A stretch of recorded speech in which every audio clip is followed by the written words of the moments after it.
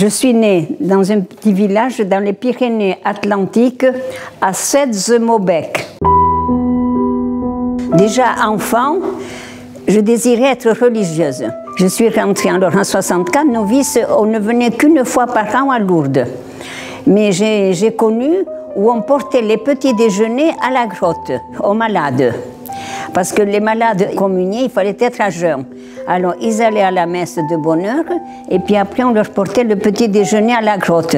Je me souviens qu'on y allait avec les jerrycans de lait, avec du café et on leur servait le café au lait à domicile, là, à la grotte, une demi-heure. Et puis après on remontait ici à Saint-Fré.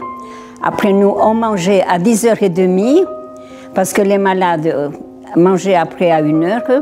Je m'occupais du réfectoire Sainte-Croix qui était tout à fait en bas, là maintenant où il y a le quai. Des fois il y avait 2 pèlerinages en suivant, il y avait les Italiens, des fois il y avait des Français, et des fois il fallait aller très vite parce que si on n'avait pas débarrassé assez tôt, les autres rentraient. C'était la bousculade quelquefois, et on lavait la vaisselle en bas au sous-sol. Dans les grands pèlerinages, c'est-à-dire le 11 février, quand vous voyez cette foule immense, qui prie, je dis quand même la Sainte Vierge ne peut pas rester insensible à tous ces Ave Maria qui montent.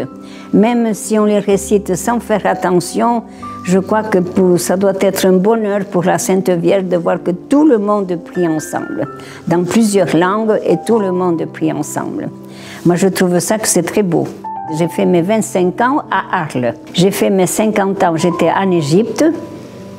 Et maintenant, dans 3 ans, si le bon Dieu me prête vie, je ferai 60 ans de vie religieuse. On m'a dit, si, vous faites bien l'accueil des pèlerinages, il faut encore vivre pendant 10 ans.